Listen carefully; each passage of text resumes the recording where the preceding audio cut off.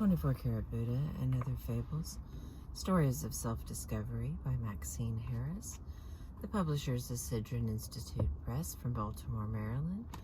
Today's story is The Gambler's Lesson. For years, the three brothers had heard stories about the remarkable accomplishments of the man known only as the Gambler. To be known as the Gambler was quite an honor in the lands that stretched from the tall mountains all the way to the sea. For gambling was not merely a pastime enjoyed by nearly all the men, it was also considered by many to be the truest test of a man's worth. One day, after they had performed their chores in the fields and were preparing for the evening meal, the brothers began lamenting their lack of success at the gaming tables. "We have watched our father and our uncles and cousins play cards and roll dice since we were young boys, and still we seem to have no skill when it comes to gambling. Surely we must be doing something wrong," began the oldest brother. "Tomorrow evening is Saturday night, and all of our friends will be going into town to play at the big gaming houses, but we might as well stay home. People only laugh when they see us because everyone knows that we are sure to lose." "Perhaps gambling is just a matter of luck, and there is no skill involved at all," suggested the middle brother, who was less interested in card playing than his two brothers. "If that is the case, we just may not have the luck of the gambler. We are better off staying home and tending our fields." "Don't give up so easily," insisted the youngest and most impetuous of the brothers. "There has to be a way to improve our skill and our odds of winning. I am not prepared to be known throughout the land as one of the three most unlucky brothers." When the oldest brother remembered all the stories they had heard about the man known as the Gambler, "I have an idea," he shouted to his brothers enthusiastically. "We must go to the Gambler and ask him to take us on as pupils. Surely if we tell him how unsuccessful we have been, he will take pity on us and agree to teach us what he knows."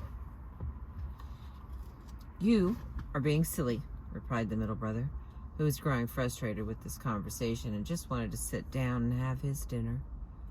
"The Gambler must surely have better things to do with his time than try to teach three brothers who obviously have no talent for card playing." "Of course he will take us on as students," declared the youngest, already thinking 2 steps ahead of his brothers. "A true gambler cannot resist a challenge. And what greater challenge is there than to turn 3 losing gamblers into winners? Yes, he will accept us as pupils. I am sure of it." After a bit more discussion, the brothers agreed to get a good night's sleep, and in the morning set out across the mountains in search of the Gambler. They would tell him of their woes, but they would also offer him a bag of gold coins if he could teach them how to be true gamblers. After a day of riding toward the low hills, the brothers stopped in a bustling town and went straight to the gambling house. "Has anyone seen the Gambler?" he called out to the crowd of players who were much more interested in the games that were going on than in answering the questions of some strangers. "Either sit down and play or go away," called one card player who was obviously annoyed with the interruption. The brothers realized that they would have to play at least a few rounds at the gaming tables before anyone would take the time to listen to their request. They joined a small table of card players, and after losing several of the coins from their sack, the brothers once again asked the whereabouts of the Gambler. "He was here a few days ago, but he has moved on to the next town. You can probably catch up with him if you ride quickly to the east." The brothers thanked the player for his information and gathered up their sack of gold and swiftly mounted their horses. But when they arrived in the next town, they again met with disappointment. The Gambler had moved on, they were told, and they could find him if they just rode quickly to the east. Once again, they mounted their horses and rode, but with no better luck than before. The brothers rode for months, going from town to town and from gaming house to gaming house, always just one step behind the Gambler. Finally, they found themselves back at the first town and sitting once again at a card table with a small group of players when they looked across the table and saw the man who had first told them to ride east. "Excuse me, sir," began the oldest brother, "but we are the same brothers who came seeking the gambler many months ago. We did as you said and rode east. We have had no luck in finding the gambler. We always seem to miss him by just a few days. Please tell us if you have seen him since we were here last." The player looked up from his cards and looked at each of the brothers. He could see their frustration, as well as their resolve. He sat quietly for a few moments, and then he answered, "I was hoping you would return. I am the gambler you seek. I had heard that 3 brothers were in search of lessons in the fine art of gambling, so when you came looking for me, I assumed you were the brothers. I decided right then that I would give you your first lesson. Gambling requires patience. At the end of the day, the true gamblers are the ones who are left at the table. Those without determination get up and leave the game long before the last card is played. You have shown that you have the perseverance necessary. If you are still interested, I will take you on as students and teach you what I know." The brothers were so astonished that they could hardly speak. They did not know if they should be angry for having been duped or overjoyed at having found the gambler who was indeed willing to teach them what he knew. In the end, they decided to accept the gambler's offer and begin their apprenticeship.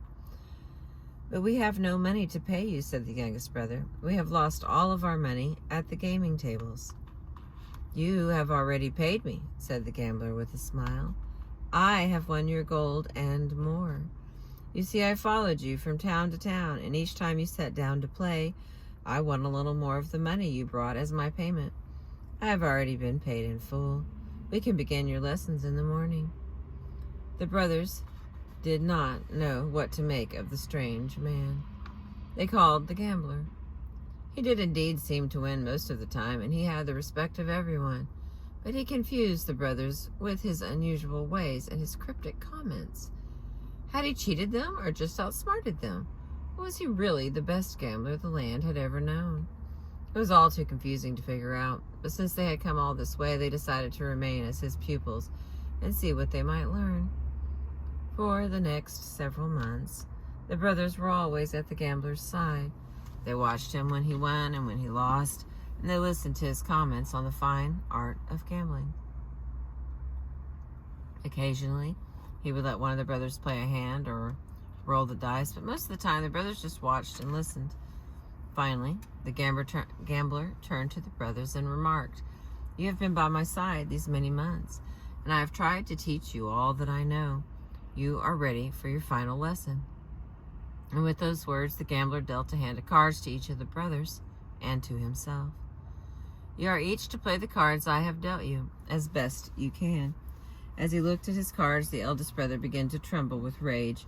"These cards are impossible to play," he shouted.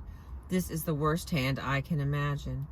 I have studied with you for many months. I have stayed away from my family and ignored my farmlands, and now you reward my efforts by dealing me a hand of losing cards?" With those words, the eldest brother pounded his fist on the table and fumed. Next, the middle brother picked up his cards. His mouth fell open, and he too began to wail. "I am sure my cards are even worse than those of my brother. This hand is not even worth playing. My cards are so bad I am sure to lose. I knew we should never have come on this useless journey. We should return to our farm and forget about gambling." And with those words, the middle brother slumped down in his chair and looked forlorn. Finally, the youngest brother picked up his cards. "You have cheated me," he shouted, glaring at the gambler. "It is impossible to get such bad cards just by chance. You have obviously fixed the deck so that you would win and we would lose. This game is not fair," he whined, fixing his face in the most disagreeable pout. Finally, it was the gambler's turn to look at his cards. He surveyed the hand he had been dealt and sat back and smiled. The brothers, who had already assumed that they would lose, threw down their cards and accepted defeat. As they prepared to leave the gaming hall, the gambler called out, "Don't you want to see the cards that beat you?" And with those words, the gambler laid his hand on the table. The brothers could barely believe their eyes when they realized that the gambler had won with the exact same cards that each of them had thrown away. Before any of them could speak, the gambler began his parting lesson. Your eyes do not deceive you, my young friends. We were all dealt the same cards. The art of gambling is not about getting great cards all the time. The art lies in how you play your cards, no matter what they are. Great cards don't make great gamblers. Great gamblers make great cards. And with those words, the gambler returned to the gaming table and prepared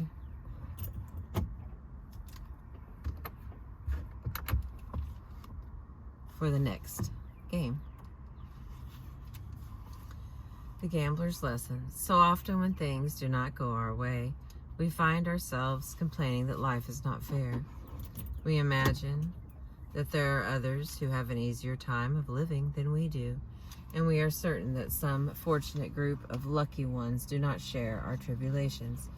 During these times of lament and self-pity, it does not occur to us that even those we deem fortunate have had their share of heartache. Why is it then, if each of us must contend with our share of pain, that some appear to live problem-free lives while others rage against the capriciousness of the universe? Perhaps, as the gambler tells his reluctant pupils, the trick really is in how we play the cards we are dealt. It certainly takes little skill to play a winning hand. In fact, some cards are so good that even a novice could not misplay the hand. Conversely, some cards are so bad that even the most skilled player cannot turn them into a winning hand. But the real skill in both cards and life comes from how we play the average hand, the hand that is not an automatic winner or a sure loser. The hand with some good cards and some losers requires that we see its possibilities and play with all the skill and determination we have. Thank you for listening.